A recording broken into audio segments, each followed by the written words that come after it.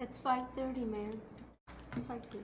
All right. At this time, I'll call this special meeting of the Harlingen City Commission, which has been duly posted, to order. And please join me in the Pledge of Allegiance. I pledge allegiance to the flag of the United States of America and to the republic for which it stands, one nation, under God, indivisible, with liberty and justice for all. Well, welcome everybody to our special meeting this afternoon. Thank you for being here and participating. The next item on the agenda is citizen communication. I believe we have one Mayor. And signed it's up. Ron Lozano, 2410 Riverside Drive. He wants to be called, and the topic is agenda clarity.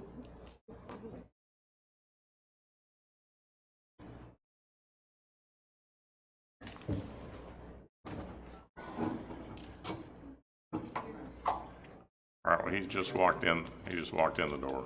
Oh, okay. Thank you very much. Last June 19th, Juneteenth in our state, the mayor issued a momentous proclamation, and I'm glad it got some widespread proliferation. This upcoming one could be momentous also as a conclusion of our electoral process for this year. And barring a tie, should give us some pinnacle that I just made a reference to. And that would give you all a full complement of commissioners that are not necessarily serving on a constitutional basis of a special import from a recent revision of it. So you've heard there's a deadline of 2024 for millions of dollars, some of them that flowed into your coffers this very week. You'll get a like compliment soon enough.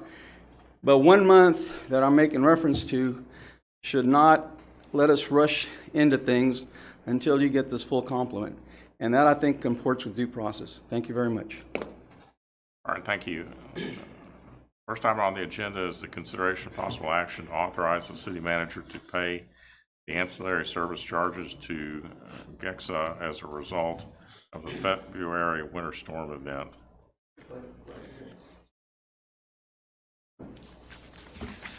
Good evening, Mayor. Good evening, City Commissioners.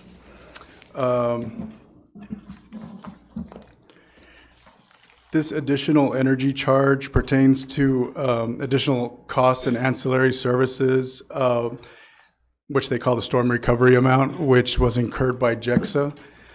So they are charging us for essentially the 14th through the 20th, in which they incurred additional charges that total $649,128.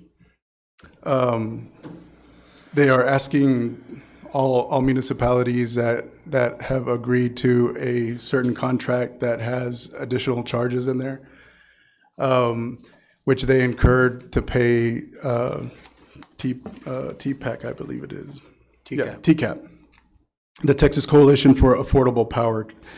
So these additional charges, Gexa or TCAP sent over an Excel spreadsheet of all of the meters that incurred additional charges for that period, the 14th, February 14th through the 20th. And so based on that usage, we have allocated the charges to the different entities and to the different enterprise departments. You want me to show the Please. PowerPoint? Can you?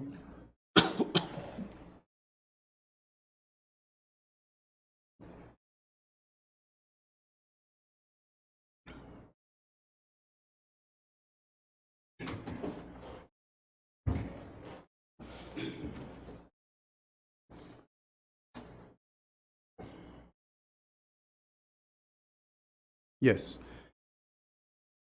The next slide. Thank you. So this is the allocation that is based on the usage of the meters that was sent over by TCAP.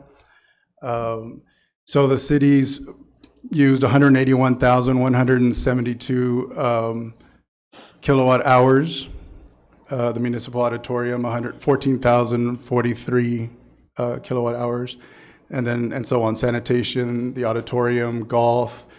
And then since our building is together with the waterworks and the airport and the convention center, we have also allocated their portion of the usage. And this is actual usage based on the metered, on the meters that were provided by the Texas Coalition of Affordable Power. And so they have given us three options to repay it, to make the payment. The first would be a one-time payment of $649,000. The second option would be 19 payments over several months. That would equal $663,781. And the third option would be 91 payments over several months to equal $884,550. So there's the three options, and the option 2 and option 3 come with implicit rates because it's at a higher amount than the $649 that they are charging us. So those are the three options, and the total amount that we've incurred because of the storm, the freeze that occurred on the 14th through the 20th. So may I ask something? Sure. Because this is part of that new contract that we renewed, correct? That is correct. All right. And is this the first time the city's been charged like this ever?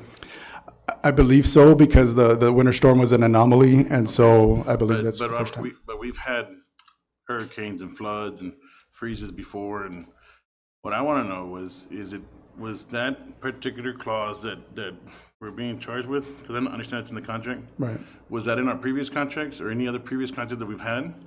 And I know I had asked for legal to review the contract, if you remember those meetings, because I was uncomfortable with making a change at that particular time, because we still had time. We had a couple years on our last contract. Right. And I'd asked the legal department to review it, and they were okay with it. So did we not see that clause? And more importantly, was it in our other contracts? I don't know about the previous contract. I mean, I know that's going to take time to look at, but I'd like to get that answered. It was in that, Commissioner. I'm sorry? It was in the previous contracts. And Okay, that, well, I'd like to see it. okay. But one thing to remember is that this charge wasn't generated by TCAP or Gexa. It was assessed by ERCOT. And ERCOT sent the bill to Gexa, which is a generator. Right, but because it's in our contract, they're not charging everybody. They're charging everybody that's in the ERCOT area. That has that particular clause in the contract. Right. Right. About And so that's- 75% of the state got a bill from ERCOT. Okay, so for again, this. if you don't mind, We can get it for you. get that research in the last few contracts we've had. Sure. And show me where that particular clause is there. Sure. I can answer that for you right now. The clause is in the 2016 contract. Yeah, I just like this, I mean, whenever you get a chance, just email it to me. When did you request that from me? At our meeting, we approved it contingent upon having the attorneys look at the contract. Oh, right. I was talking about the 2016 agreement. What's that? Well, this is the one that's controlling. Are we still under the 2016 contract? We are. And what we voted on a year or so ago is for the future contract? Correct. Okay. Okay. So it's the 2016 okay, contract. So that's what I asked. Right? Okay. So this is not Robert, the, did you have any, So this did is you not have the any new- further in your presentation? No, that was the last. All right, well. Can we afford to pay the well, bill? Wasn't there a fourth option proposed, and that was to negotiate? The letter only states three options. It was just the lump sum payment. The letter that I saw indicated that if none of these options worked for you, you could we would talk to you and you could possibly Oh, negotiate yeah, like, I think you can negotiate directly, yeah. That's true. a different, I don't think those are the only three options. Okay. I think those are what they proposed, but we can negotiate something different with. Yes, sir, you are correct. Yeah. I'm still not clear about, what, I haven't, exactly what these charges are for. I know everybody got hit with it. I mean, Yeah. I know that McAllen got a $1.2 million bill, and All the other cities got similar bills.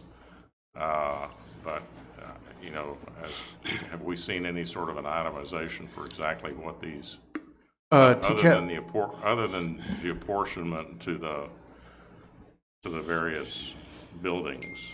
Right, yeah, no, that's all we got was an Excel spreadsheet of all of the usage by meter, basically. And then also, the legislature is working on some kind of a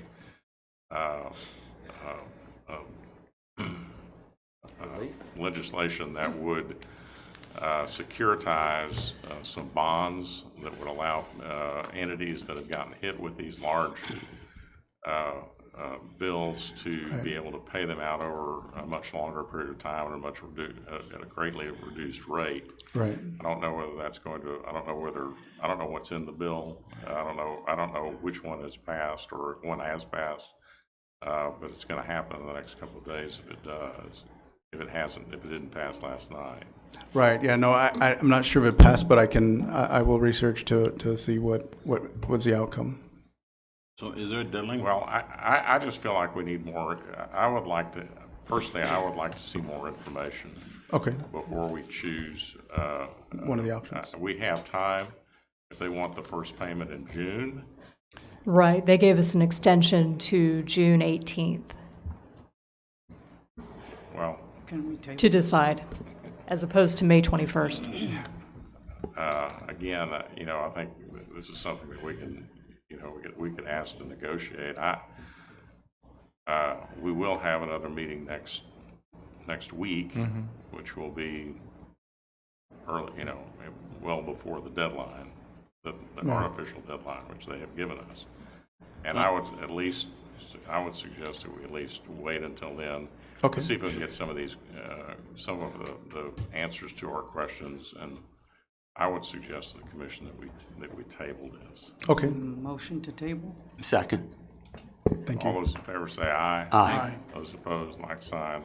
Thank you. If I may, we do have a representative, the director of TCAP here, in case you have any questions on the details. Well, we've already made our motion. Well, if she has anything that she'd like to add, I'd certainly welcome her comments, but I would like to see things in writing, like an itemization, exactly who these additional charges are, how these charges are originated, who they're paid to, how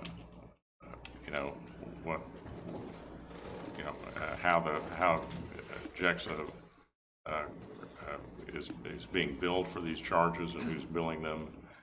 But I'd like to see it in writing. But if you want to add it, if you have anything you'd like to explain or add at this time, I certainly welcome your comment. Mayor, my name is Margaret Summerive. I'm the executive director for TCAP. We can get you that information in writing.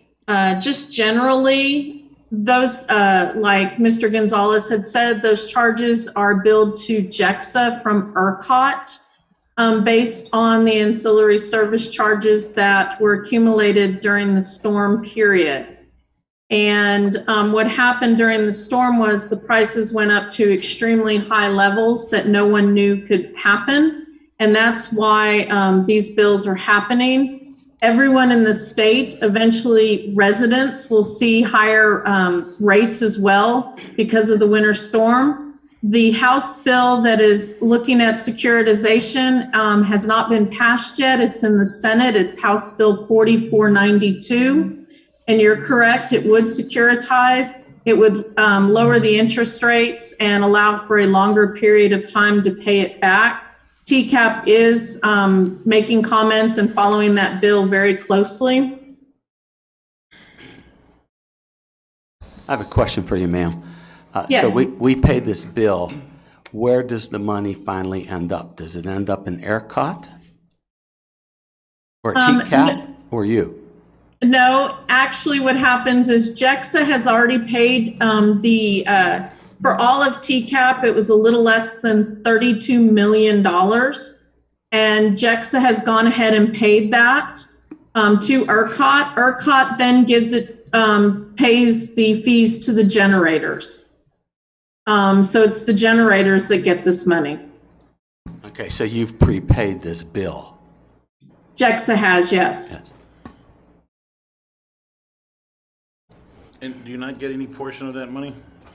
No, we do not get any portion of that money, nor is Gexa making any money off of this as well, even though there are interest rates in those payout plans. That is their interest rate for floating the loan to our members. So, no.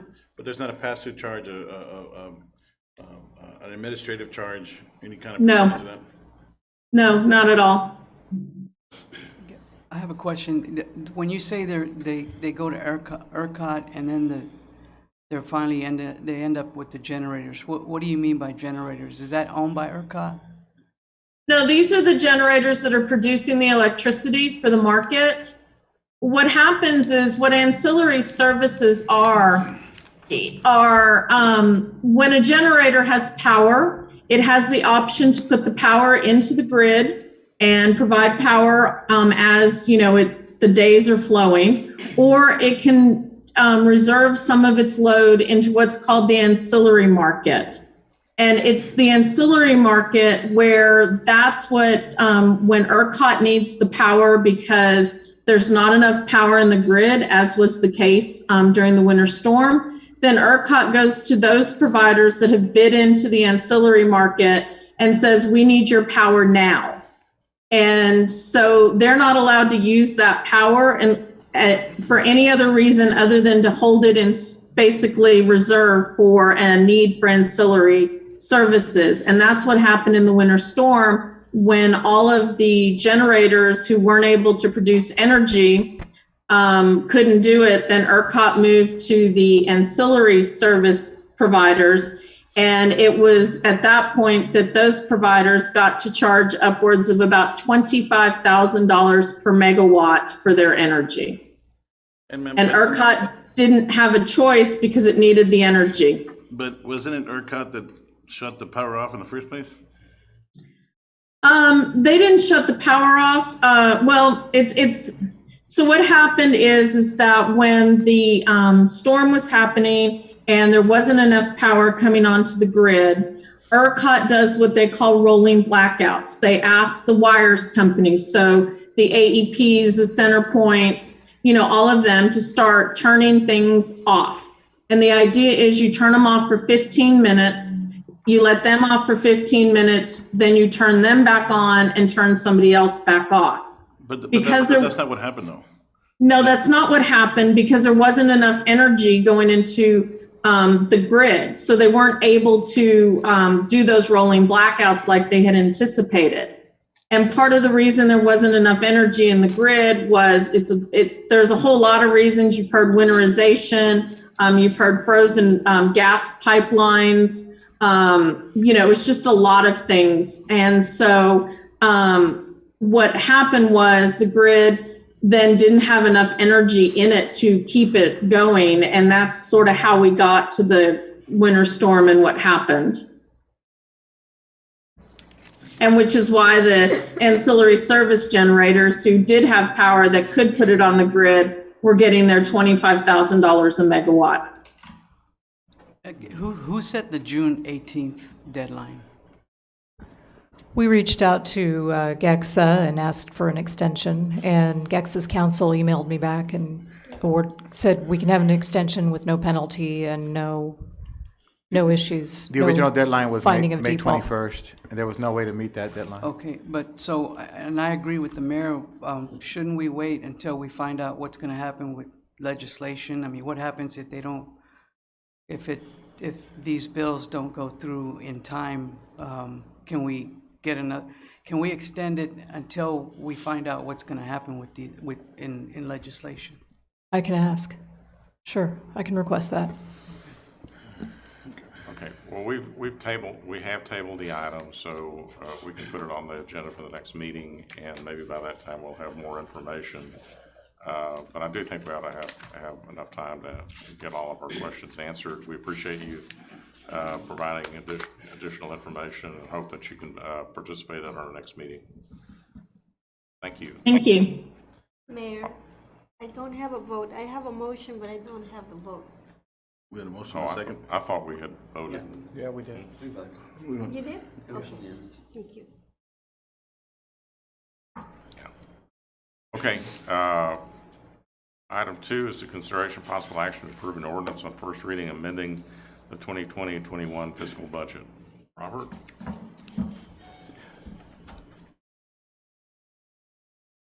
Yes, this is our first reading of our budget amendment number 3, which is to amend for $1,500,000 for our health grant and $10,963,000 for our ARPA funds, which, good news, we received our first payment on May 19, 2021.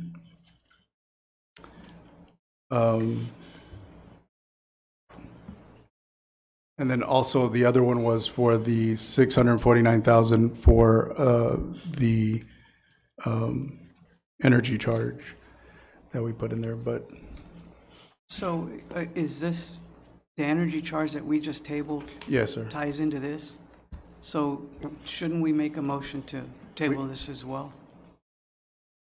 I mean, We can take the 649 out and leave the 10 million and the 1.5 because we received those funds. We just want to account for those monies so we can receive them. The 649 expenditure, we can leave that out of the budget amendment. And I can correct it on the second reading. I can take those I have a out. question though. The funds you've already received, you said you've gotten them already, right? The, yes, the ARPA funds, yes, we have Okay. on May 19th. And have you put that into a separate account and identified it, in an escrow account or just in a whole separate account? We are accounting for it separately, but it goes into our consolidated cash. Okay, but shouldn't we put that into a separate account? To make sure that we identify however we spent how we say we're gonna spend the money, that's how it gets spent? As long as we have an accounting system that segregates those costs and that revenue, we should be okay. No, but do we have the ability to put it into a separate account? We can put it, if you want to open a separate account, we can put it in a separate checking account. I would like to do that. But in accounting, we have an honest finance department. They segregate that money, even though it shows up on everything, but it's segregated Yes, sir. for X. Yes, sir, but if it goes So, into. so opening a new checking account But if would it- take time and But we money. open new checking accounts all the time, number one. Number two, if we put it into our general fund, then it's unrestricted. No, we do have restrictions in funds in the general fund. Any fund in the city can have restricted funds within the fund. Okay, so if it goes into our general fund and we have X amount of dollars, whatever the commission decides how to spend that money, it can only go to those Yes, sir. accounts, and you can't put it anywhere Absolutely. else. And if it doesn't get used, what happens to it? We have to send it back? If it doesn't get used for the proper purpose, we do have to send it back. And what's the timeline in that? I believe till the end of 2026. Okay. December And- 2024. I mean, 2024, yeah. And is there a deadline? I mean, do we have to decide on that today? What, I mean, is there a deadline to? So the budget amendment is just to recognize the revenues into the revenues and the expenditures, but you all can decide on whatever that you want to spend it on, or whatever the purpose is that you want to use it for. so the reason I asked is because I wanted to know if we can, because it's still a little bit more confusing, and from some of these funds, I just thought it would be best if we did like some kind of like little workshop or break it down for us to kind of understand where For all the grant money's funds? going to. No, the whole thing. Oh, okay. Yeah, because the 649 for the energy charge, we could leave that out, and I can change the second reading of the budget amendment, but When you say leave that out, what do you mean? the 649, because we included the 649,000 for the payment into the budget for the energy charge. But so if I'm clear, you're asking to approve these projects, and so this money will get funded per project. But I'm uncomfortable with some of the money, how we're trying to spend the money. So can we leave those out as well? Or how, I mean, We can table the item, Commissioners, and bring it back next week. We can pull all these out and simply account for and receive the funds and account for it for accounting purposes. Receive the funds and account for those. And then we can always come back in a workshop or whatever setting and break down how do we expend the funds. so if you're telling me that we can put it into general fund, but have it restrictive, I'm okay with that. Like, that's the only thing. I just didn't want it to go into general fund and then. Well, and Yes, sir. the funds are restricted, Commissioner. There's only certain things that you can spend it on, and those will be tracked and through an audit from the federal government, from the state. But we can certainly table it and bring it back. And the next week. the finance department needs to account for the money coming in. Understood. I just wanted to make sure that we put it somewhere where, it goes where it needs to go. We can report to the commission how exactly we're spending it once it gets approved on the expenditure I'm side. not worried about the There commitment. are, there are, I'm more just worried for about. there are lots of different restricted funds Yes, sir. that go into our one bank Right. account. And there are some like security reasons.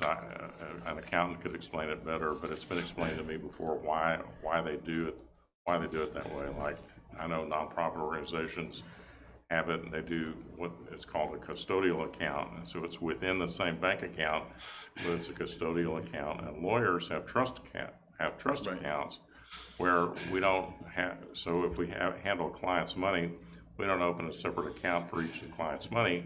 It all goes into what's called an IOLTA account. You have to track it and keep track of it, and if you don't, you can get into serious trouble. And we can get into serious trouble if we don't segregate. And sometimes there's more risk in opening multiple accounts than there are in.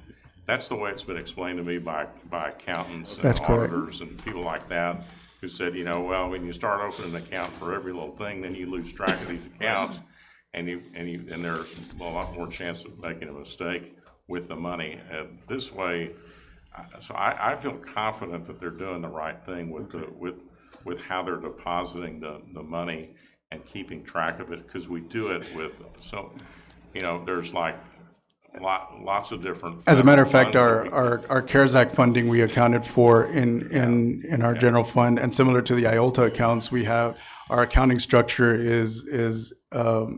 was very thought out, and it's set to where you can have different departments and identifying account numbers for that. And I'm pretty sure the government that gave us the money has let you all know, okay, whenever this is done, this is what you have to provide, and we're Yes, sir, following we are going to be required to do reporting. And our internal auditor will be tasked with making sure that these funds are being utilized the proper way, and we can make sure that. Yes, sir. And that's why God made CPAs. So I'd like to make a motion to table it. 1 second. this item. Okay. Thank you.